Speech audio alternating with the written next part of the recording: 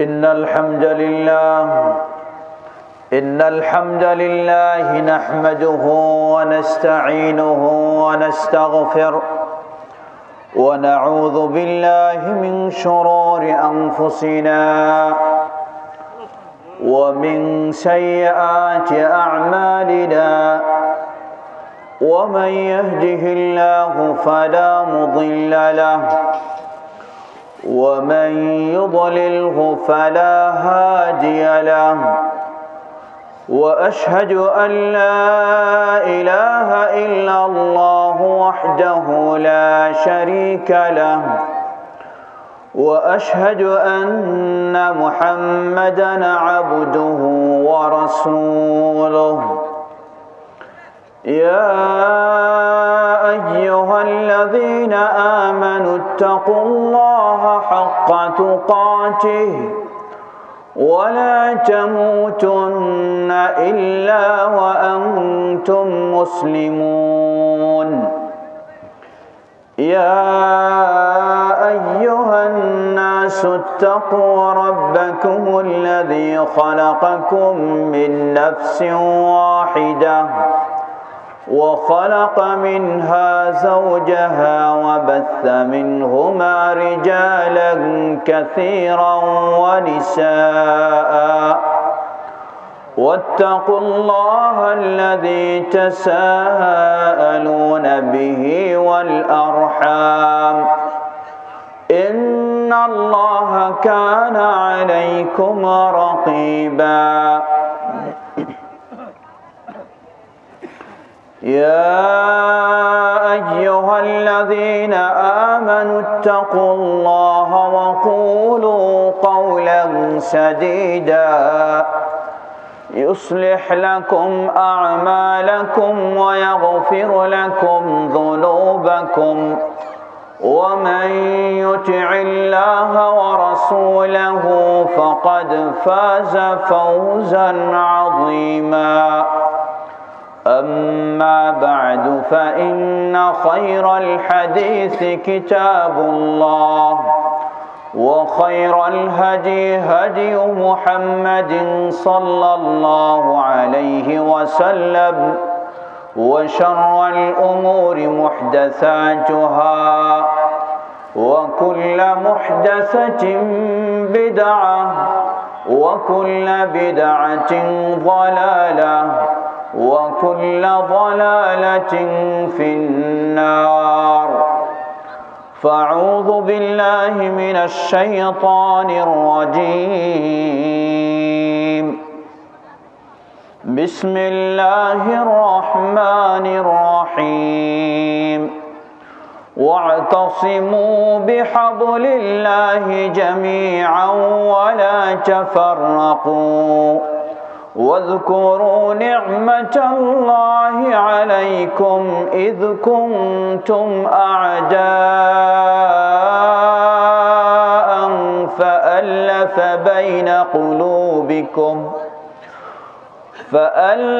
بين قلوبكم فأصبحتم بنعمته إخوانا وكنتم على شفا حفرة من النار فأنقذكم منها كذلك يبين الله لكم آياته لعلكم تهتدون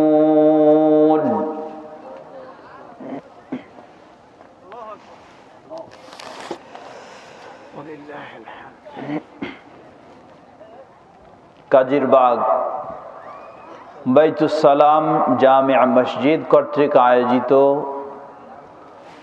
দুদিনব্যাপী ইসলামী মহাসম্মেলনের আজকের প্রথম দিনের সম্মানিত সুযোগ্য সভাপতি, নারায়ণগঞ্জ জেলা জমঈয়ত আহলে হাদিসের সম্মানিত সভাপতি, বিশিষ্ট আলেমে দ্বীন শেখ ফজলুল বারী খান হাফিজাহুল্লাহ, মাননীয় প্রধান অতিথি, বিশেষ অতিথিবৃন্দ, আমন্ত্রিত উলামায়ে কেরাম, বিশেষ করে সঞ্চালকের দায়িত্বে রয়েছেন যিনি শুধু মাহফিলের সঞ্চালক নন, বরং বলতে পারি আমরা একটি সুন্দর সমাজের সঞ্চালক, বিশিষ্ট আলেম শেখ নজরুল ইসলাম রাজ, সমবেত বয়োজ্যেষ্ঠ বয়কনিষ্ঠ প্রাণপ্রিয় দিনী ভাই ও পর্দার আড়ালের বোনেরা, শুরুতে আবারও কৃতজ্ঞতা জ্ঞাপন করছি সেই আল্লাহ সুবহানাহু ওয়া তাআলা, যার অশেষ তৌফিকে আজকে একটি নতুন উদ্যোগের ভূমিকা আমরা সকলে রাখার সৌভাগ্য লাভ করেছি। বলুন আলহামদুলিল্লাহ, জোরে বলুন আলহামদুলিল্লাহ। তৌফিক কার? তৌফিক আল্লাহ সুবহানাহু ওয়া তাআলা। যেই আল্লাহ আমাদের এই সব তৌফিক দিয়েছেন, আমি সেই লক্ষ্যে একটি আয়াত পেশ করেছি কোরআনুল কারীম থেকে, সূরা আল ইমরান এর 103 নম্বর আয়াত। আয়াতকে সামনে রেখেও কিছু কথা বলার চেষ্টা করব ইনশাআল্লাহ, যে আপনারা কত বড় একটি মহৎ উদ্যোগ হাতে নিয়েছেন বা মহৎ উদ্যোগ গ্রহণ করেছেন। যে আল্লাহ সুবহানাহু ওয়া তাআলা এই মহৎ উদ্যোগ গ্রহণের তৌফিক দিয়েছেন, তার ওই প্রশংসা জ্ঞাপনার্থে আবারও বলি আলহামদুলিল্লাহ। অতঃপর অসংখ্য সালাত ও সালাম পেশ করছি প্রিয় রাসূল মুহাম্মদ সাল্লাল্লাহু আলাইহি ওয়াসাল্লাম, তাঁর আসহাবে কেরাম, আহলে বাইত, শেষ দিবস পর্যন্ত তাঁর প্রতিটি একনিষ্ঠ অনুসারীদের উপর। হাম সালাতের পরেই কৃতজ্ঞতা জানাচ্ছি যারা অক্লান্ত পরিশ্রম করে, সময় দিয়ে, শ্রম দিয়ে, নিজের ব্যস্ততাকে ভুলে গিয়ে এই ব্যস্ততাকে হাতে নিয়ে এই সুন্দর ভূমিকা রাখছেন। আল্লাহ সবাইকে জাযায়ে খায়ের দান করুন। বলুন আল্লাহুম্মা আমিন। আপনারা মনে হয় খুব কষ্ট পাচ্ছেন, তাই না? একটু শীত তো তুলনামূলক একটু বেড়ে গেছে। মাথার উপরে বৃষ্টি না হলেও এক প্রকার পানি ঝরছে, হ্যাঁ, কুয়াশার পানি ঝরছে, সেটাও কষ্টকর, কোনো সন্দেহ নেই। এজন্য খুব দীর্ঘ আমরা করব না ইনশাআল্লাহ। আল্লাহ আপনাদের এই কষ্টে বরকত দান করুন। বলুন আল্লাহুম্মা আমিন। পর্দার আড়ালের মা বোনেরাও মনে হয় আমাদের বাম পাশেই রয়েছেন। কষ্ট হলেও মা বোনদের আওয়াজ কিন্তু বন্ধ হয় না, ঠিক না? পর্দার আড়ালের মা বোনদেরকে অনুরোধ জানাবো, এই শীতের কষ্টে বাসা বাড়ি ছেড়ে দিয়ে এখানে রয়েছেন কেন? গল্প করার জন্য? যদি গল্পই হয় তাহলে বাসা বাড়িতে চলে যান। এখানে নিজেরও কষ্ট করার দরকার নেই, মানুষকেও কষ্ট দেওয়ার দরকার নেই। বাসায় থাকবেন, আরামে ঘুমাবেন, যথেষ্ট। আলহামদুলিল্লাহ। ওয়াজ শুনতে এসে যদি গুনাহগার হন তাহলে এই ওয়াজ তো শোনার দরকার নেই। আজকে সত্যি আমি অত্যন্ত আনন্দিত যে আজকের এই প্রোগ্রামে আমি উপস্থিত হতে পেরে। বহু মাহফিল রয়েছে, বড় বড় মাহফিল, সেটার সাথে এই মাহফিলের পরিমাণের তুলনা হয় না। কিন্তু এই মাহফিলের গুরুত্ব আমি মনে করি হতে পারে অনেক বড় মাহফিলের চেয়ে এর গুরুত্ব আরেক দিক থেকে অনেক বড়। বলুন আলহামদুলিল্লাহ। আলহামদুলিল্লাহ। আর সেই গুরুত্বপূর্ণ কাজ আপনারা যারা এখানে এসেছেন, আল্লাহ আপনাদেরকে দ্বারা সেই কাজটি করাচ্ছেন। বলুন আলহামদুলিল্লাহ। আলহামদুলিল্লাহ। এটা একটি বড় আনন্দের বিষয়, বড় একটি আমাদের জন্য সুসংবাদ। আজকে যে দুটি মসজিদের সমন্বয়ে আরেকটি বড় মসজিদ ও মাদ্রাসা কমপ্লেক্সের আপনারা ব্যবস্থা অলরেডি করে ফেলেছেন এবং সেটি সামনের দিকে অগ্রসর হচ্ছে।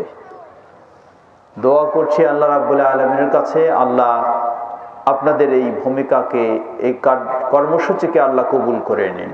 বলুন আল্লাহুম্মা। হয়তো কেউ বলতে পারি যে এখানে বাংলাদেশ জমিয়তে আহলে হাদিসের সাবেক সভাপতি প্রফেসর ডক্টর মোহাম্মদ ইলিয়াস আলী, তিনিও দুই মসজিদের সমন্বয়ের চেষ্টা করেছেন। পরবর্তী সভাপতি বিশিষ্ট আলেমী দ্বীন দেশবরেণ্য বাগ্মী অধ্যাপক শেখ মোবারক আলী, তিনিও চেষ্টা করেছেন। কেউ হয়তো মনে করবেন যে তারা চেষ্টা করে পারেননি। আমি মনে করব যে এই মনে করাটা ভুল। হতে পারে আজকের এই পরিবেশটা তাদের আন্তরিক চেষ্টা আল্লাহ কবুল করেছেন, তাই তৈরি হয়েছে, ঠিক কিনা? আল্লাহ তাদের আন্তরিকতা এবং তাদের যে সততার সাথে চেষ্টা, সেটা হয়েছে, আল্লাহ কবুল করেছেন, তাই আজকে এই পরিবেশ তৈরি হয়েছে। আলহামদুলিল্লাহ, আমরা দোয়া করি তাদের জন্য। তারা আজকে আমাদের মাঝে নেই, কিন্তু আমরা আজকে আনন্দের সাথে তাদের জন্য দোয়া করতে পারছি, ঠিক কিনা? ঠিক তেমনই ভাবে আল্লাহ তাদেরকে জাযায়ে খায়র দান করুন, আল্লাহ তাদেরকে জান্নাতুল ফেরদাউসে স্থান দান করুন, এবং তাদের মতো সুন্দর ভূমিকা আমাদেরকেও রাখার তৌফিক দান করুন। আজকে যেমন আমরা আনন্দের সাথে তাদেরকে স্মরণ করছি, তাদের ভূমিকা মনে রাখবেন আগামী বছরগুলিতে, পরবর্তীতে যারাই আসবেন, ওই দুই মসজিদের পরিবর্তে এখানে একটি বিশাল মসজিদ মাদ্রাসা কমপ্লেক্স দেখবেন। তারা সকলেই বর্তমান আপনারা যারা রয়েছেন, আপনাদের জন্য আনন্দের সাথে দোয়া করতে থাকবেন। বলুন আলহামদুলিল্লাহ, বলুন আলহামদুলিল্লাহ। সুতরাং মনে রাখবেন, ভালো কাজ এর ফলাফলটা অনেক সময় নগদে পাওয়া যায় না, কিন্তু এটার ফলাফল অবশ্যই আল্লাহ রাব্বুল আলামিন দেবেন, কখনো নষ্ট করবেন না। আমি যে আয়াত নিয়ে আলোচনা করব তার আগে একটি হাদিস দিয়ে আপনাদেরকে আরেকটু সুসংবাদ দেই। সহিহ মুসলিমের হাদিস, আল্লাহ রাসূল সাল্লাল্লাহু আলাইহি ওয়াসাল্লাম একদিন সাহাবীদেরকে নিয়ে বসে মসজিদেই আলোচনা করছেন, কিছু দিনই আলোচনা। হঠাৎ দূরদেশ থেকে বেশ কিছু অসহায় দরিদ্র মুসলিম, যাদের গায়ে কাপড় পর্যন্ত নেই, শরীর ধুলায় মলিন হয়ে গেছে, মাথার চুল এলোমেলো ভাব, কতই না তারা কষ্টে রয়েছেন, তাদের চেহারা দেখে বোঝা যায়। যখন এই নবী সাল্লাল্লাহু আলাইহি ওয়াসাল্লামের সামনে আসলেন, নবী সাল্লাল্লাহু আলাইহি ওয়াসাল্লাম তাদের চিত্র দেখেই বুঝলেন যে তারা খুবই কষ্টে, অসহায়ত্বের মধ্যে রয়েছে, তাদের সহায়তা দেওয়া খুব জরুরি বিষয় মনে করলেন। মনে করেই নবী সাল্লাল্লাহু আলাইহি ওয়াসাল্লাম তার বক্তব্যের মধ্যেই সাহাবীদেরকে উদ্বুদ্ধ করলেন তাদের জন্য কিছু সাহায্য সংগ্রহের জন্য। কিন্তু নবী সাল্লাল্লাহু আলাইহি ওয়াসাল্লাম উদ্বুদ্ধ করলেও সাহাবীদের মধ্যে কেউ কিছুই নিয়ে আসলো না। না দেখে নবী সাল্লাল্লাহু আলাইহি ওয়াসাল্লামের চেহারাটাও যেন ভিন্ন রকম হয়ে গেল। তিনি যেন মানসিকভাবে কষ্ট পাচ্ছেন যে এই কষ্টে থাকা মানুষদের জন্য আমি সাহায্য দিতে বললাম, কিন্তু আমার কথাও কেউ সাহায্য নিয়ে আসছে না। সাহাবী বলছেন যে রাসূল সাল্লাল্লাহু আলাইহি ওয়াসাল্লামের চেহারায় যেন ভিন্ন রকম ভাব ফুটে উঠল। এরই মধ্যে দেখা গেল হঠাৎ ভাবে এক ব্যক্তি, আনসারী সাহাবী, তিনি রৌপ্য মুদ্রার একটি থলি, এক ব্যাগ রৌপ্য মুদ্রা নিয়ে এসে রাসূল সাল্লাল্লাহু আলাইহি ওয়াসাল্লামের সামনে দিয়ে দিলেন। তাকে লক্ষ্য করে আরেক সাহাবী নিয়ে আসলেন। এভাবে একাধিক সাহাবী নিয়ে আস্তে আস্তে দেখা যায় আলহামদুলিল্লাহ সেই সাহায্য সহযোগিতার একটা স্তূপ তৈরি হয়ে গেল। সেই সময়ই আল্লাহ রাসূল সাল্লাল্লাহু আলাইহি ওয়াসাল্লাম এই হাদিসটি বলেছিলেন, মান সান্না সুন্নাতান ফিল ইসলামি হাসানাতান ফালাহু আজরুহা ওয়া আজরু মান আমিলা বা'দা আও কামা ক্বালা নবী সাল্লাল্লাহু আলাইহি ওয়াসাল্লাম। তিনি বললেন, জেনে রাখো, যে ব্যক্তি ইসলামে শরীয়ত সম্মত সর্বপ্রথম ভালো কাজ করবে, ওই ব্যক্তি ওই ভালো কাজ করার কারণে তো সওয়াব লাভ করবেই, বরং ওই ব্যক্তিকে লক্ষ্য করে যতজন এই ভালো কাজে অংশগ্রহণ করবে, এই ধারাবাহিকতা যদি কিয়ামত পর্যন্ত চলতে থাকে, পরবর্তী সকলেরই এই ভালো কাজের সমান যিনি শুরু করেছেন তাকে আল্লাহ রাব্বুল আলামিন সওয়াব দান করবেন। সুবহানাল্লাহ, সুবহানাল্লাহ। আজকে আপনাদের জন্য সুসংবাদ হলো এটাই, এই কাজিরবাগ বাইতুস সালাম জামিয়া মসজিদ ছিল না, এখনো কেবলমাত্র তার জায়গা সংগ্রহ হয়েছে। সেই দুই মসজিদ এর পরিবর্তে হবে একটি বিশাল মসজিদ ও মাদ্রাসা কমপ্লেক্স। আর সেই কমপ্লেক্সের এই ইসলামের সুন্দর কাজটির শুরু হচ্ছে আপনাদের দ্বারা। বলুন আলহামদুলিল্লাহ, আবারও বলুন আলহামদুলিল্লাহ।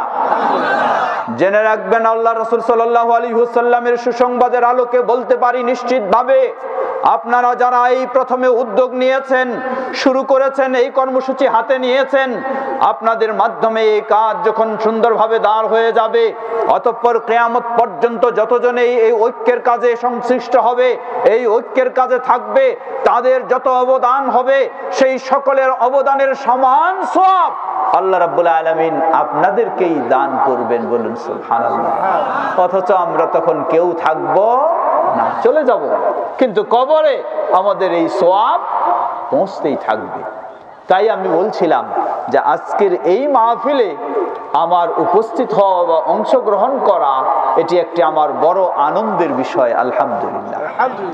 আজকে মিয়া সাহেব আছেন, 50 বছর পর থাকবেন না, আমি থাকবো না, নজরুল ইসলাম রাজ আছেন, থাকবেন না, আরো যারা আছেন থাকবেন না, আপনাদের মাঝে অধিকাংশ যারা বার্ধক্যে পৌঁছেছেন 50 বছর পরে কেউ থাকবো না।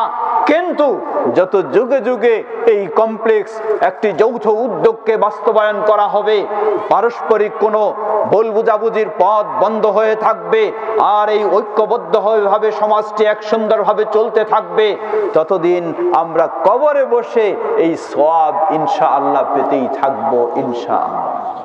আল্লাহ আমাদের জন্য এটি কবুল করে নিন। বলুন আল্লাহুম্মা আমিন।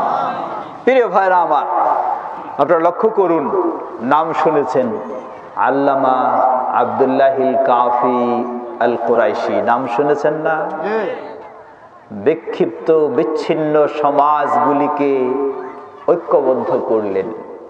আজকেই ফেসবুকে দেখলাম সেই টাঙ্গাইলের কালিহাতী থানার বল্লা একটি হলো গ্রাম, কিন্তু এই গ্রামটি গোটা বাংলাদেশে খুব সুপরিচিত। আল্লামা আব্দুল্লাহিল কাফি আল কুরাইশি রাহিমাহুল্লাহ সেই জায়গায় বহুবার গেছেন। যাওয়ার কোনো রাস্তা ছিল না, পানি পথ ছাড়া অন্য কোনো পথ ছিল না, কিন্তু সেই যুগে তিনি বহুবার সেখানে গেছেন।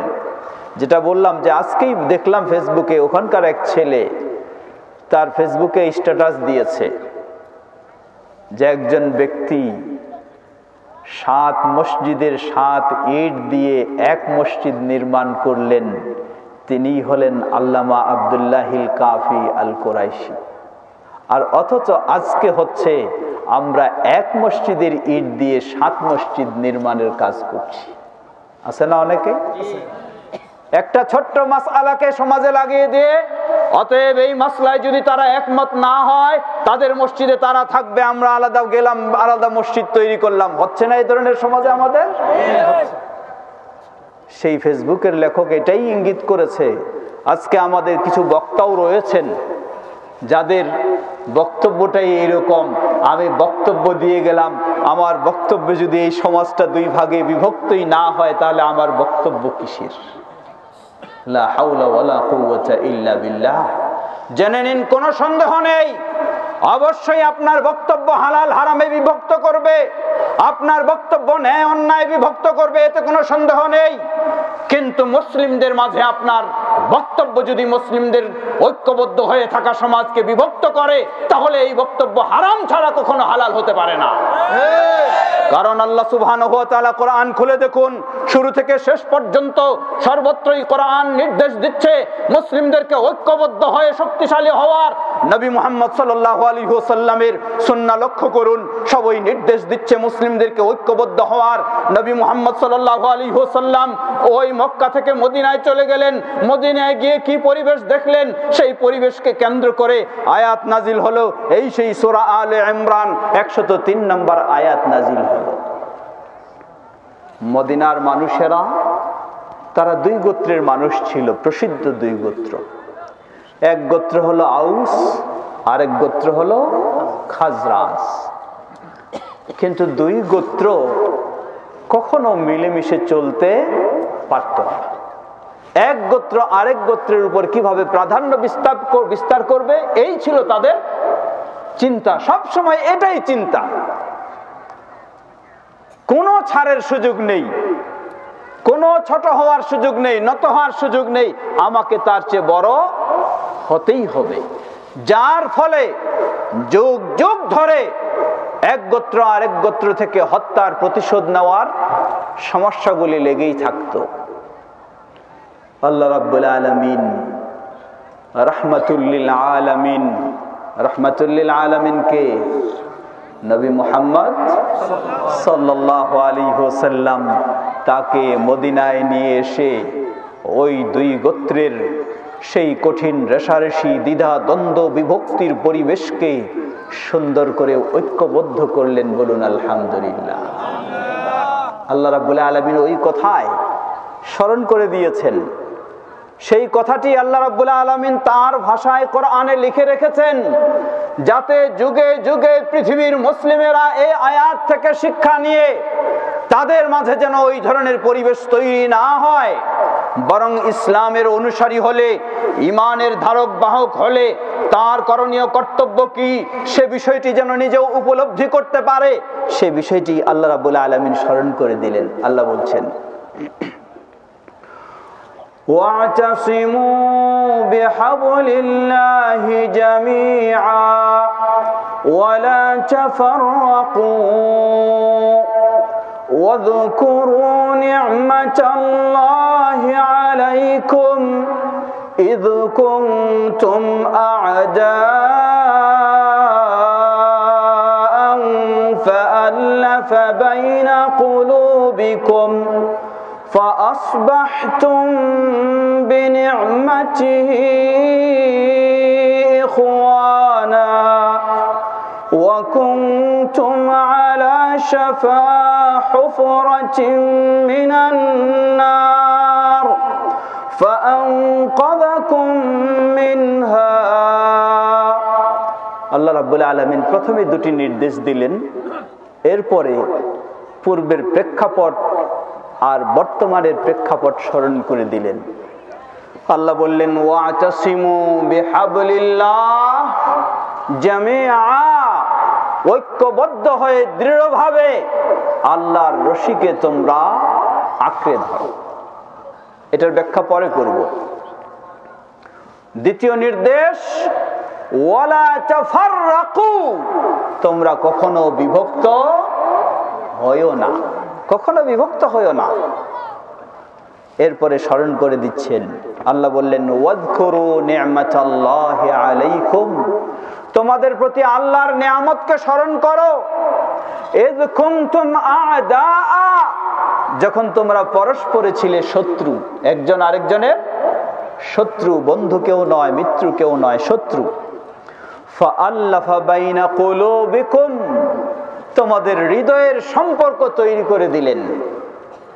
ফাআসবাহতুম বিনি'মাতিহি ইখওয়ানা, তোমরা আল্লাহর নিয়ামত লাভ করেই যখন এই পরস্পরের শত্রু ছিলে, আল্লাহর নিয়ামতের মাধ্যমে পরস্পরে তোমরা ভাইয়ে পরিণত হলে। বলুন সুবহানাল্লাহ। আল্লাহর নিয়ামতে পরস্পরে ভাইয়ে পরিণত হলে।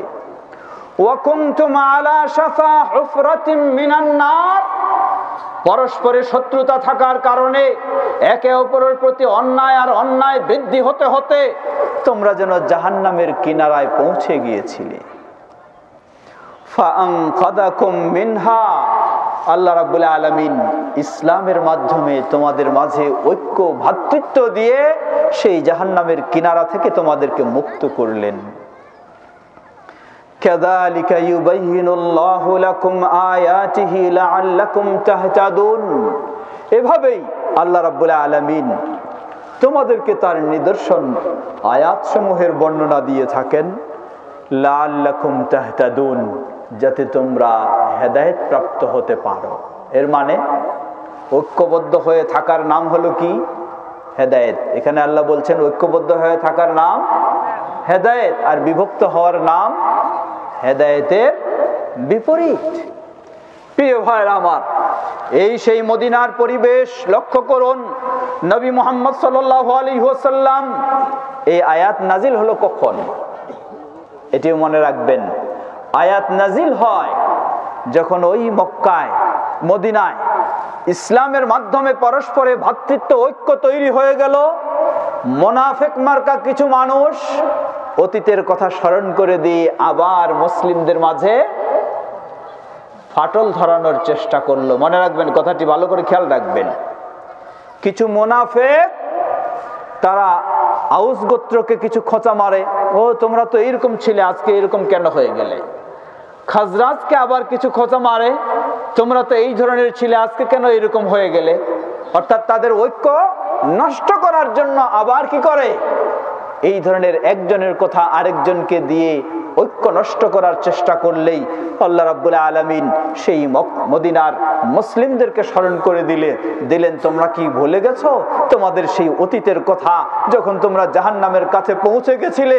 আল্লাহ রাব্বুল আলামিন ইসলামের মাধ্যমে তোমাদের মাঝে আন্তরিকতা, ভ্রাতৃত্ব তৈরি করে দিয়ে সেই জাহান্নাম থেকে মুক্ত করলেন, তোমাদের মাঝে এই নিয়ামত দিয়ে তোমাদেরকে ঐক্যবদ্ধ করলেন। আমাদের সমাজে এমন মানুষের অভাব আছে নাকি? ঐক্য নষ্ট করতে পারে এমন আমাদের সমাজে অভাব আছে? এই সমাজের কথা বলছি না, গোটা বাংলাদেশে খুঁজে দেখুন, এই মানুষের অভাব নেই। সমাজে বেশ কিছু মানুষ রয়েছে, সব সমাজেই এদের কাজেই হলো খালি একজনের কথা আরেকজনের মধ্যে দিয়ে দুইজনের মাঝে সম্পর্ক নষ্ট করা। কি ঠিক কিনা? ইসলামে এই ব্যক্তিদেরকে সবচেয়ে খারাপ বলা হয়েছে। সহিহ মুসলিমের হাদিস, আল্লাহ রাসূল সাল্লাল্লাহু আলাইহি ওয়াসাল্লাম বলেন, লা ইয়াদখুলুল জান্নাতা কাত্তাত। কাত্তাত জান্নাতে প্রবেশ করতে পারবে না। কাত্তাতকে, কাত্তাত হলো ওই ব্যক্তি যে ব্যক্তি একজনের কথা আরেকজনকে জড়িয়ে দিয়ে দুইজনের মাঝে সম্পর্ক নষ্ট করার কাজ করে থাকে, এ হলো কাত্তাত। রাত ভর তাহাজ্জুদ পড়তে পারে, রমজানের সিয়াম পালন করতে পারে, প্রতি বছর হজও করতে পারে, অসুবিধা নেই, কিন্তু তার স্বভাবটা যদি ভালো না হয়, উভয়ের মাঝে সম্পর্ক তৈরি করে দেওয়া না করে, সে যদি উভয়ের মাঝে বিভক্তি সৃষ্টি, এমনই তার স্বভাবটা হয়ে থাকে, নবী সাল্লাল্লাহু আলাইহি ওয়াসাল্লাম স্পষ্টভাবে ঘোষণা দিয়েছেন, এমন স্বভাবের ব্যক্তিরা জান্নাতে যেতে পারবে না। সতর্ক থাকতে হবে আমাদেরকে। সুন্দর একটি পরিবেশ তৈরি হয়েছে, আমাদের দায়িত্ব এই সুন্দরকে আরো সুন্দর করতে হবে, সুন্দরকে আরো সুন্দর করতে হবে। কিন্তু এই সুন্দরের মাঝে কেউ যেন অসুন্দরের কোনো চিন্তা নিয়ে আসতে না পারে, এটি আমাদের সকলেরই দায়িত্ব হবে। সেই বিষয়টি ক্ষেত্রে সচেতন থাকা এবং সতর্ক থাকা। আল্লাহ আমাদের সবাইকে সে বিষয়ে সচেতন, সতর্ক থাকার তৌফিক দান করুন, বলুন আল্লাহুম্মা আমিন। প্রিয় ভাইরা আমার, বুঝতেছি অনেক কষ্ট হচ্ছে, মাথার উপরে সেই ঠান্ডা ফোটা ফোটা শিশির পড়ছে, কোনো সন্দেহ নেই যত কষ্ট হচ্ছে তত কি বাড়তেছে? হ্যাঁ বলেন তো, কি বাড়ে? সওয়াব বাড়ে। কি বাড়ে? সওয়াব বাড়ে। একটি প্রবাদে বলা হয় আরবিতে, আল আজরু আলা কাদরি আল মাশাক্কা। ইসলামের কাজ করতে গিয়ে যেই কাজটাতে কষ্ট বেশি সেই কাজটার সওয়াব বেশি। ফজরের সওয়াব বেশি না জোহরের সওয়াব বেশি শীতকালে? কারণটা কি? ফজরে কষ্ট বেশি। এই জন্য ফজরেরটার ক্ষেত্রে কি নির্দেশনা এসেছে ইসলাম দেখুন। এক হলো, ফজর যদি কারো ছুটে যায়, পরিচয় মুমিন না মুনাফিক? হ্যাঁ, মুনাফিক। দুই হলো, ফজরটা যদি ঠিক থাকে, পরিচয় কি? মুমিন। পরিচয় কি? মুমিন। তিন হলো, ওই ফজর যদি কেউ জামাতের সাথে আদায় করতে পারে, নবী সাল্লাল্লাহু আলাইহি ওয়াসাল্লাম তার জন্য সুসংবাদ দিয়েছেন, যে ব্যক্তি জামাতের সাথে ফজর আদায় করবে তাহলে তো 27 গুণ সওয়াব বেশি পাবে। এর অর্থ হলো এই, আপনার ঘরে 27 বার ফজরের সালাত আদায় করলে যেই সওয়াব পাবেন তার চেয়েও বেশি সওয়াব পাবেন একবার শুধু জামাতে গিয়ে যদি ফজর আদায় করতে পারেন। বলুন সুবহানাল্লাহ। এই শুধু ফজর না, 5 ওয়াক্তই। কিন্তু ফজরের আরো বিশেষ বৈশিষ্ট্য কি?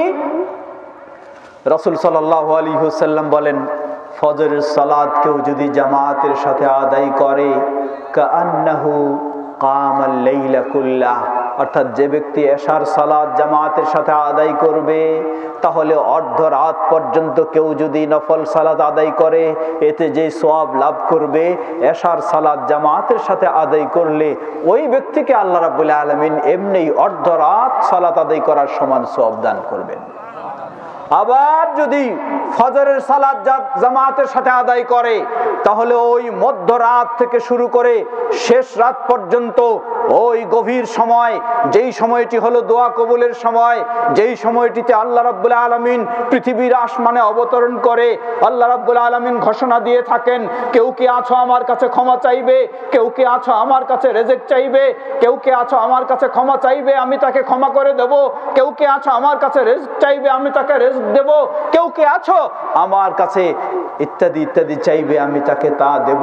ঠিক ওই সময়ে সালাত আদায় করলে যে সওয়াব পাওয়া যায়, নবী সাল্লাল্লাহু আলাইহি ওয়াসাল্লাম বলেন, কেউ যদি ফজরের সালাত জামাতের সাথে আদায় করে, তাহলে ওই অর্ধ রাত হতে মধ্যরাত হতে শেষ পর্যন্ত বাকি অর্ধেক রাতে দাঁড়ায় সালাত আদায় করলে যে সওয়াব পাওয়া যায়, ওই ব্যক্তিকে সেই সওয়াব আল্লাহ দান করবেন। সুবহানাল্লাহ। কষ্টের বিনিময় যেই ইবাদত পালনে কষ্ট বেশি, সেটিতে সওয়াব বেশি। তবে মনে রাখবেন, কষ্ট আবার নিজে তৈরি করে নিলে সেটিতে সওয়াব নাই, সেটিতে কি হবে? গুনাহ হবে। উদাহরণস্বরূপ ধরে নেন, আপনি বাথরুমে যাবেন, পেশাব করতে যাবেন, এই শীতের রাতেও পানি দিয়ে যদি পেশাব থেকে পবিত্রতা অর্জন করেন, অবশ্যই সওয়াব পাবেন। এখন যদি বলেন যে বেশি কষ্ট করলে যেহেতু বেশি সওয়াব, তাহলে আমি এই শীতের রাতে বাইরে কাপড়ের ভিতরে হাত ঢোকাই দিয়ে 40 কদম হাঁটাহাঁটি পায়চারি করব, তাহলে তো আরো বেশি কষ্ট হবে, তাই না? তাহলে আরো বেশি সওয়াব পাবেন না? কি পাবেন? সওয়াব পাওয়া যাবে না। কেন? কারণ এটি ইসলাম সম্মত কাজ নয়, শরীয়ত সম্মত কাজ নয়। ওই কাজে কষ্টের অনুযায়ী সওয়াব বেশি যেটি শরীয়ত সম্মত। আর তথাকথিত প্রচলিত নিয়মে ওই ঢিলাকুলুকের নাম দিয়ে যে পায়চারি করা, 40 কদম হাঁটাহাঁটি করা, বা উঠা বসা করা, বা কাশি দেওয়া, হাঁচি দেওয়া ইত্যাদি, এগুলি সম্পূর্ণ শরীয়ত গর্হিত এবং বেহায়া কাজ ছাড়া আর কিছুই নয়। তাই ওই কষ্ট করলেও কোনো সওয়াব নয়, বরং সেখানে কি আছে? অবশ্যই গুনাহ আছে। প্রিয় ভাই আমার, তাই বলছিলাম যে কষ্ট হচ্ছে, কিন্তু আমি এরপরও শেষ করব, খুব দীর্ঘ করব না। আসুন ফিরে আসি সেই আয়াতের শুরুর দিকে। আল্লাহ রাব্বুল আলামিন যে আয়াতে এই সুসংবাদের কথা বললেন, সেই আয়াতে প্রথমে দুটি নির্দেশ দিয়েছেন। প্রথম নির্দেশ, ওয়াতাসিমু বিহাবলিল্লাহি জামিআ, তোমরা আল্লাহর রজ্জুকে ঐক্যবদ্ধভাবে আঁকড়ে ধরো। আল্লাহর কয় রশি? আল্লাহর রশি কয়টি? 8টা। 8 রশি না 7 রশি? নাউযুবিল্লাহ। মানুষ আর এক রশিতে ধৈর্য ধরে না। হ্যাঁ, এক রশিতে আর ধৈর্য ধরে না। এখন রশি কি বাড়াইতে আছে, বাড়াইতে বাড়াইতে তো 8 পর্যন্ত গেছে, আরো যেতে পারে আমার জানা নেই, কিন্তু 8 রশি পর্যন্ত জানা আছে। মনে রাখবেন, এক রশি হলো কার? আর বেশি রশি হলো কার? ইবলিসের। বেশি রশি হলো কার? ইবলিসের, শয়তানের। আল্লাহ আমাদেরকে এই সব ইবলিসি রশি থেকে হেফাজত করুন, বলুন আল্লাহুম্মা আমিন। আল্লাহ রাব্বুল আলামিনের একটি বিরাট নিয়ামত, আহলুল হাদিসের সমাজে এই ইবলিসি রশির চিন্তাগুলি সাধারণত ঢুকতে পারে না। কারণটা কি? আহলে হাদিসদের কিছু মৌলিক জ্ঞান রয়েছে, মৌলিক আকীদা তাদের জানা রয়েছে। সেগুলি কি? একজন মানুষ ইসলাম সম্পর্কে না জানলে সে আরেকজনের কাছে ইসলাম সম্পর্কে শিক্ষা নেবে, কিন্তু সেই শিক্ষা হতে হবে মুরব্বীদের নিয়মে না বুজুর্গদের নিয়মে? সেই শিক্ষা হতে হবে কোরআন এবং সহিহ হাদিসের আলোকে, কারো মন গড়া নিয়মে নয়। যখন এই আহলুল হাদিসদের এই চেতনা ঠিক থাকে, তখন কেউ আর বুজুর্গানে দ্বীনের শিক্ষা দেওয়ার জন্য আহলুল হাদিসদের সমাজে প্রবেশ করার সুযোগ পায় না। কি বলেন, ঠিক কিনা? কিন্তু আমাদের পর্যায়ক্রমে কিছু শিক্ষা চর্চার দুর্বলতার কারণে কোনো কোনো ক্ষেত্রে হয়তো কিছুটা দুর্বলতাও অনেক সময় এসে যাচ্ছে। সেই ক্ষেত্রে আমাদের প্রতিটি অভিভাবকের একান্ত দায়িত্ব কর্তব্য হবে, বিশেষ করে যারা সমাজপতি রয়েছেন, আলেম ওলামা রয়েছেন, তাদের এই ক্ষেত্রে সচেতন করা একান্ত কর্তব্য হবে। আল্লাহ রাব্বুল আলামিন তাই নির্দেশ দিলেন, ওয়াতাসিমু বিহাবলিল্লাহি জামিআ, তোমরা আল্লাহর রজ্জুকে শক্তভাবে, ঐক্যভাবে, দৃঢ়ভাবে ধারণ করো। আল্লাহর রজ্জু দ্বারা উদ্দেশ্য কি? মুফাসসিরগণ বলছেন এর দ্বারা উদ্দেশ্য হলো আল কোরআনুল কারীম, আবার কেউ বলছেন এর দ্বারা উদ্দেশ্য হলো আল ইসলাম, দিন। মোট কথা আমরা বলতে পারি এর দ্বারা উদ্দেশ্য আল কোরআন, এর দ্বারা উদ্দেশ্য হলো ইসলাম, সবটাই এর দ্বারা উদ্দেশ্য। তবে কোরআন বললেই শুধু যথেষ্ট নয়, মনে রাখতে হবে এই যুগে আবার শুধু কোরআন যারা বলে এটি আরেকটি বড় ধরনের ফিতনা, বরং আহলুল হাদিসদের জন্য একটি বড় ধরনের চ্যালেঞ্জ দাঁড়িয়ে গেছে এই সমস্ত ফিতনার কাছে। কারণ যারা বলে শুধু কোরআন, এক শ্রেণীর মানুষ, তাদের বক্তব্য হলো ইসলাম মানতে হবে শুধু কোরআন দিয়ে। কি দিয়ে মানতে হবে? শুধু কোরআন দিয়ে। বলে যে এই 1400 বছর হয়ে গেছে, কোরআনটাই শুধু নির্ভুল আছে, আর হাদিসের মাঝে ভুলের শেষ নেই, অতএব এখন আর হাদিস মানার সুযোগ নাই। জোরে বলেন কি? আরো জোরে বলেন নাউযুবিল্লাহ। এটি একটি বড় বর্তমান যুগে। কিছুদিন আগে আমাকে এক ভাই বললেন সেই লন্ডনে, সেখানেও কিছু মানুষ এই প্রচার খুব গুরুত্ব সহকারে করছে। বাংলাদেশেও কিছু মানুষ তারা তৈরি হয়েছে, এর বিনিময়ে বহু টাকা পয়সা তারা ব্যয় করছে। কারণ একজন মানুষকে যদি বলা হয় ইসলাম মানতে হলে শুধু কোরআন মানতে হবে, হাদিস মানা যাবে না, এর অর্থই হলো ওই মানুষটাকে, যেই মানুষটা বলবে শুধু কোরআন মানতে হবে, হাদিস মানা যাবে না, ওই মানুষটাকে খ্রিস্টান বানাতেও কোনো দেরি লাগবে না, ওই মানুষটাকে কাদিয়ানি বানাতেও দেরি হবে না, ওই মানুষটাকে ইসলাম থেকেও বের করে নেওয়াতেও কোনো দেরি হবে না। কারণটা কি দেখুন, লক্ষ্য করুন। প্রথম বলে শুধু কোরআন মানতে হবে, হাদিস না। পরের দিন দেখা যায় এ আর 5 ওয়াক্ত সালাত আদায় করে না, 5 ওয়াক্ত সালাত আদায় করে না। কেন? বলে যে কোরআনে তো 5 ওয়াক্ত সালাতের কথা বলা নাই। এই ফজর, জোহর, আসর, মাগরিব এইভাবে একসাথে 5 ওয়াক্তর কথা কোরআনে কোথায় আছে? এটাও তার একটি অজ্ঞতা। কারণ কোরআনুল কারীমে অস্পষ্টভাবে, স্পষ্ট ক্লিয়ার ভাবে নয় কিন্তু অস্পষ্টভাবে 5 ওয়াক্ত সালাতের সময়ের উল্লেখ রয়েছে। কিন্তু সে আপনাকে আসে জিজ্ঞাসা করে না, কোরআনে দেখান 5 ওয়াক্ত সালাতের কথা কই? সে আর সালাত পড়ে না। দেখবেন যে সে সালাত পড়ে না, রুকু নাই, সেজদাও নাই, কিছুই নেই। যদি জিজ্ঞাসা করেন সে জবাব দেয় আপনি যেভাবে রুকু সেজদা করেন, উঠা বসা করেন, কোরআনে কোথায় আছে দেখান। এর মানে কোরআনে নাই, অতএব আর 5 ওয়াক্ত সালাত আদায় করারও কোনো প্রয়োজন নাই।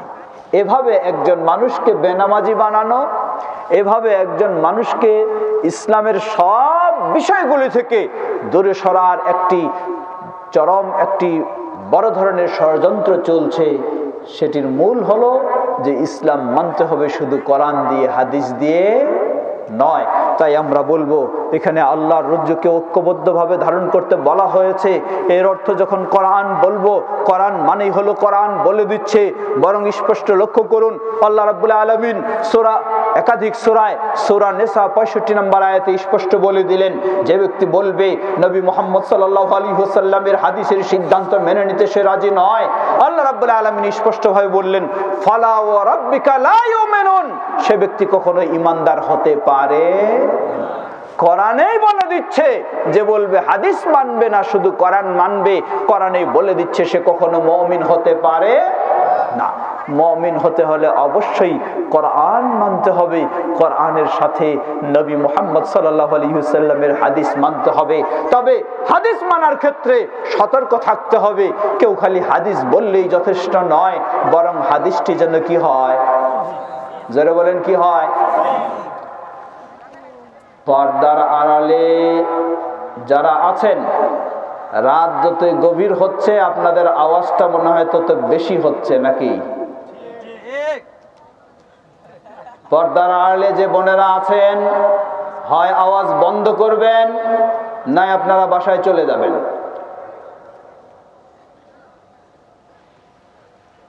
আল্লাহ রাসূল সাল্লাল্লাহু আলাইহি সাল্লাম 1400 বছর আগেই বলেছেন, নারীদের একটা বৈশিষ্ট্য, সেটি হলো নাকিসাতু আকলিন, তাদের জ্ঞান বুদ্ধি একটু আপনারাই বলছেন কেন কম? বেশি কম বললে তো আবার অবস্থা খারাপ হয়ে যাবে।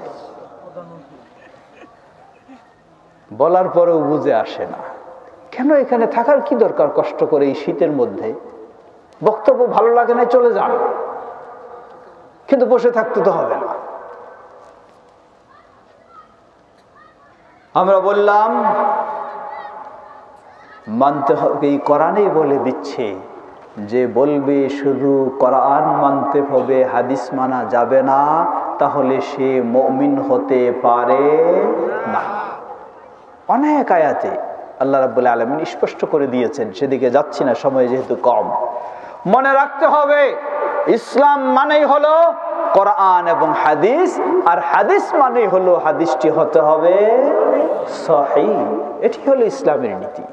নবী মুহাম্মদ সাল্লাল্লাহু আলাইহি ওয়াসাল্লাম সেই 1400 বছর আগেই বলেছেন, তারাকতু ফীকুম আমরাইন লাম তাদিল্লু মা তামাসসাকতুম বিহিমা কিতাবাল্লাহি ওয়া সুন্নতি। রেখে যাচ্ছি তোমাদের মাঝে মাত্র দুটি জিনিস, একটি হলো আল্লাহর কিতাব, অপরটি হলো আমার সুন্নাহ বা হাদিস। যতক্ষণ পর্যন্ত তোমরা এই দুটিকে আঁকড়ে ধরবে কখনো পথভ্রষ্ট হবে না। এটি হলো আহলুল হাদিসদের দাওয়াত। আহলুল হাদিসদের ভিন্ন কোনো নতুন কথা নেই। 1400 বছর আগে নবী মুহাম্মদ সাল্লাল্লাহু আলাইহি ওয়াসাল্লাম যেই দাওয়াত দিয়েছেন, আজও শুধু নয় বরং কিয়ামত পর্যন্ত আহলুল হাদিসদের দাওয়াত হলো সেটাই, ভিন্ন কোনো নয়। ঠিক কিনা? প্রিয় ভাইরা আমার, যদি সেটাই হয়ে থাকে, নবী মুহাম্মদ সাল্লাল্লাহু আলাইহি ওয়াসাল্লাম 1400 বছর আগে ঐক্যবদ্ধ হয়ে থাকার নির্দেশ দিয়েছেন, সেই দাওয়াতে দিয়েছেন। আজকে আহলুল হাদিসদেরকেও সেই ক্ষেত্রে অবশ্যই অন্যের চেয়ে আরো সচেতন সতর্ক হতে হবে। আল্লাহ এই আয়াতের শুরুতেই দুটি নির্দেশ দিলেন, এক হলো ঐক্যবদ্ধ হওয়ার, দ্বিতীয় হলো ওয়ালা তাফাররাকু, তোমরা দলাদলি হবে না, বিভক্ত হবে না, বিক্ষিপ্ত হবে না। আজকে আফসোসের সাথে বলতে হয়, আমরা আহলুল হাদিসরাও যেন এই আয়াতের বক্তব্য দিয়ে থাকি, আবার সুযোগ পাইলে নিজের নেতৃত্বকে প্রতিষ্ঠিত করার জন্য একটু বিভক্ত হয়ে থাকি। কি বলেন, ঠিক কিনা? যখন দেখা যায় যে আমার নেতৃত্ব নাই, তখন আমি কি করি? চুপচাপ বের হয়ে গিয়ে আরেকটা দল তৈরি করে ফেলি, দল তৈরি করে বিভক্ত হওয়ার চেষ্টা করি। বর্তমান বিশ্বে এটি যেমন একদিক থেকে আনন্দের বিষয়, সেই ইউরোপ, আফ্রিকা, আমেরিকা সর্বত্রই লক্ষ্য করুন, সবচেয়ে মানুষেরা যেই দিনের প্রতি, ধর্মের প্রতি বেশি দীক্ষিত হচ্ছে, সেই দিনের নাম কি? যারা বলুন কি নাম? লিল্লাহি তাকবীর।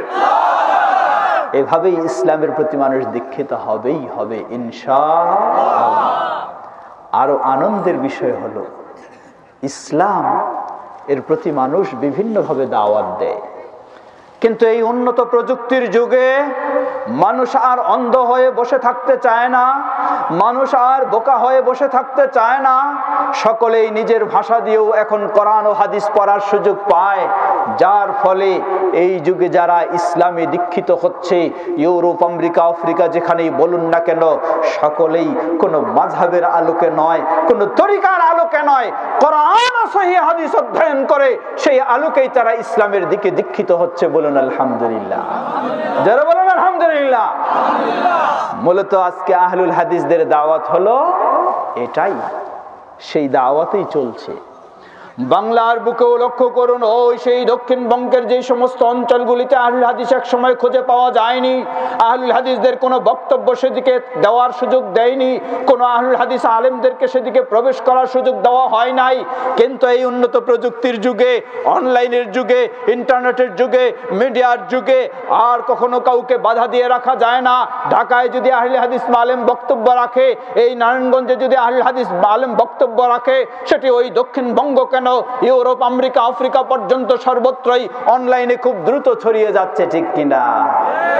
যার ফলে বাংলার বুকেও এখন মানুষের মাঝে একটি জাগরণ সৃষ্টি হয়েছে যে আর অন্ধের মতো কোনো পীর সাহেবের মুরিদ হয়ে ইসলাম মানতে হবে এমন নয়, অন্ধের মতো কোনো একটি মাযহাবকে আঁকড়ে ধরে ইসলাম মানতে হবে এমন নয়।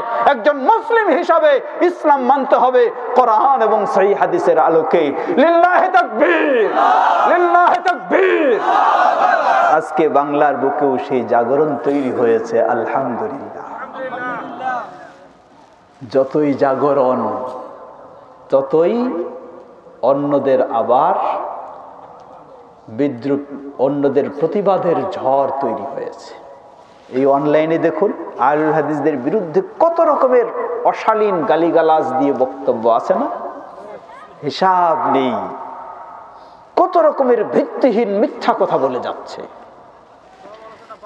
এমন প্রেক্ষাপটেই যদি আহলুল হাদিসেরা আরো শক্তিশালী না হয় তাহলে হয়তোবা আমরা যেভাবে অগ্রসর সেভাবে অগ্রসর হওয়াটা কঠিন হয়ে যাবে। কি বলেন, ঠিক কিনা?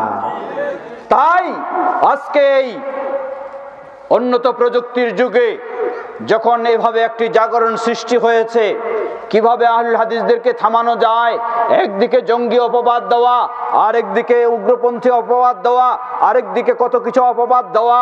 আহলুল হাদিসরা কোনো গোপন সংগঠন নয়, কোনো গোপন নিয়ম নয়, কোনো গোপন চর্চা নয়। আহলুল হাদিসের বিষয়গুলি স্পষ্ট ওপেন, বিশ্বব্যাপী যেখানে আহলুল হাদিস রয়েছে তাদের কোনো গোপনীয় বিষয় নয়, তাদের বিষয়গুলি স্পষ্ট।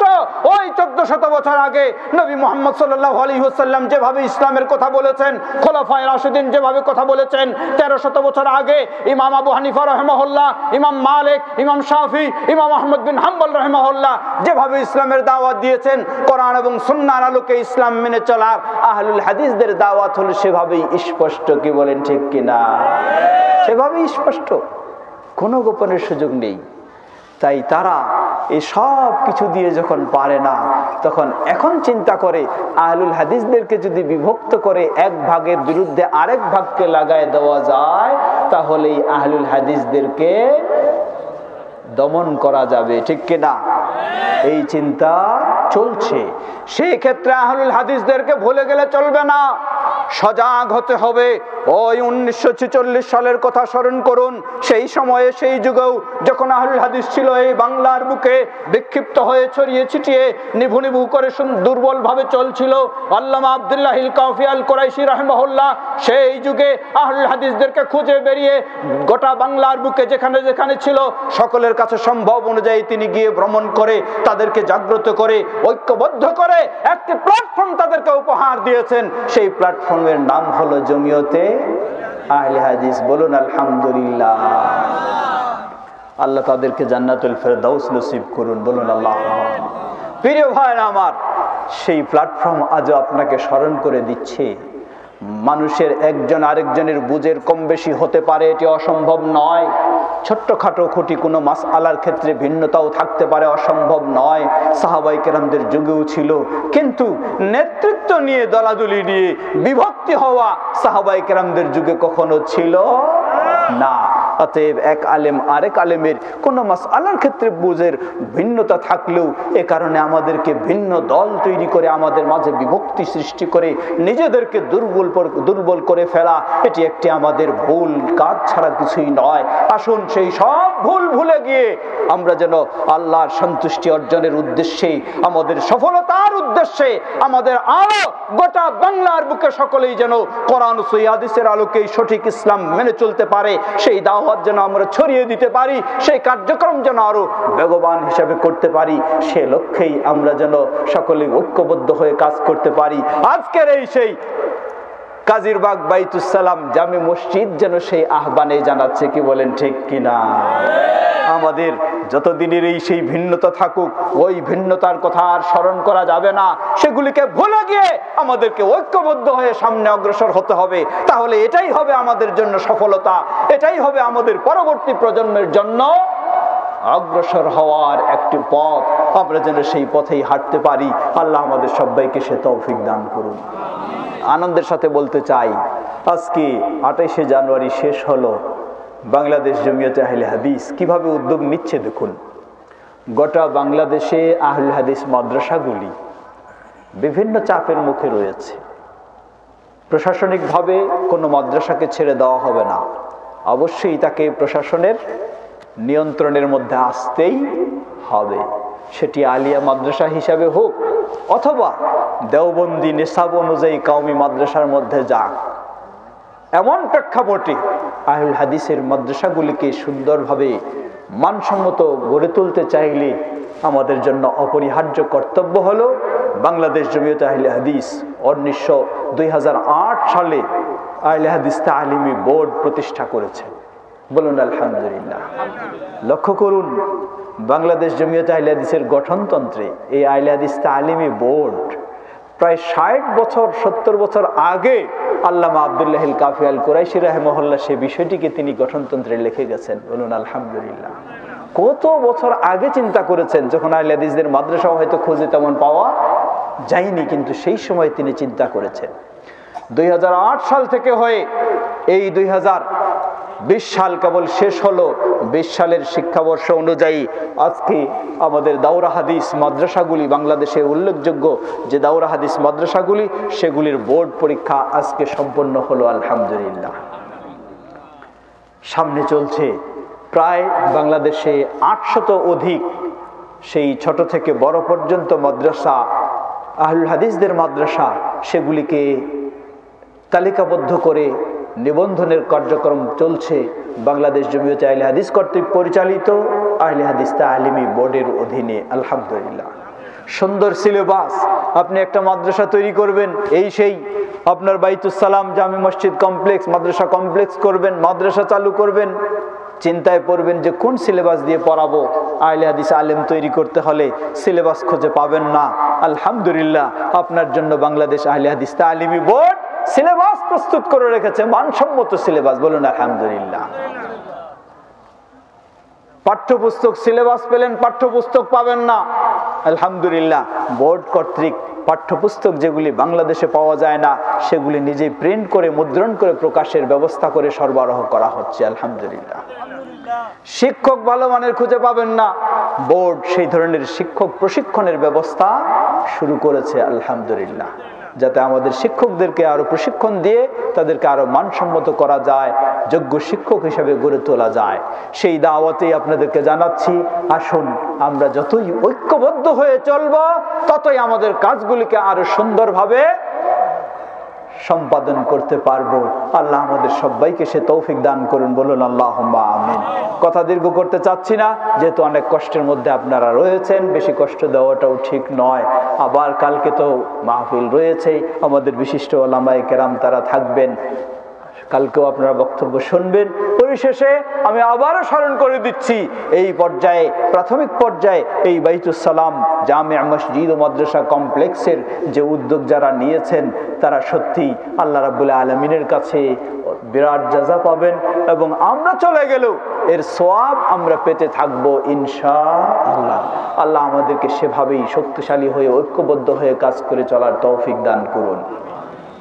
কথা আর দীর্ঘ না করে পরিশেষে সেই ঐক্যের আহ্বান সকলকে স্মরণ করে দিয়ে এবং এক্ষেত্রে আরো অগ্রসর হওয়ার আহ্বান জানিয়ে আমি বাংলাদেশ জমিয়তে আহলে হাদিসের পক্ষ থেকে আপনাদের সবাইকে মোবারকবাদ জানিয়ে সবার জন্য দোয়া করে এখানে শেষ করছি।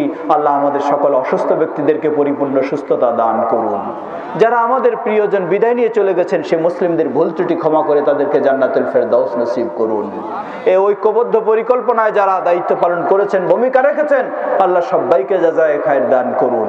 আমরা যেন সকলেই এটিকে সুপ্রতিষ্ঠিত করা পর্যন্ত সক্রিয়ভাবে ভূমিকা রাখতে পারি। আল্লাহ আমাদের সবাইকে জাযায়ে খায়ের দান করুন। আমাদেরকে ঐক্যবদ্ধ হয়ে কাজ করে চলার তৌফিক দান করুন। আমাদের দেশের সর্বস্তরের মানুষদেরকে ইসলামের পথে হেদায়েত দান করুন, ইসলামের পথে চলার তৌফিক দান করুন। আমাদের সন্তানদেরকে যেন ইসলামের আলোকে গড়ে তুলতে পারি, আল্লাহ আমাদের সবাইকে সে তৌফিক দান করুন। আমাদের যারা বিদায় নিয়ে চলে গেছেন, সে মুসলিমদের ভুল ত্রুটি ক্ষমা করে তাদেরকে জান্নাতুল ফেরদাউস নসিব করুন। আজকের এই প্রোগ্রামে যারা যেভাবে সহযোগিতা দিয়েছেন, এই মাহফিলে অর্থ দিয়ে, সময় দিয়ে, শ্রম দিয়ে, জায়গা দিয়ে, আল্লাহ সকলের এই অবদানকে কবুল করে নিন। যেহেতু এটি মসজিদের বিষয়, তাই এই অবদানের বিনিময়ে সবাইকে জান্নাতে অট্টালিকা আল্লাহ দান করুন। সুবহান রাব্বিকা রাব্বিল ইজ্জাতি আম্মা ইয়াসিফুন ওয়া সালামুন আলাল মুরসালিন ওয়াল হামদুলিল্লাহি রাব্বিল আলামিন। সুবহানাকা আল্লাহুম্মা ওয়া বিহামদিকা আশহাদু আল্লা ইলাহা ইল্লা আনতা আস্তাগফিরুকা ওয়া আতুবু ইলাইক। আসসালামু আলাইকুম ওয়া রাহমাতুল্লাহি ওয়া বারাকাতুহু।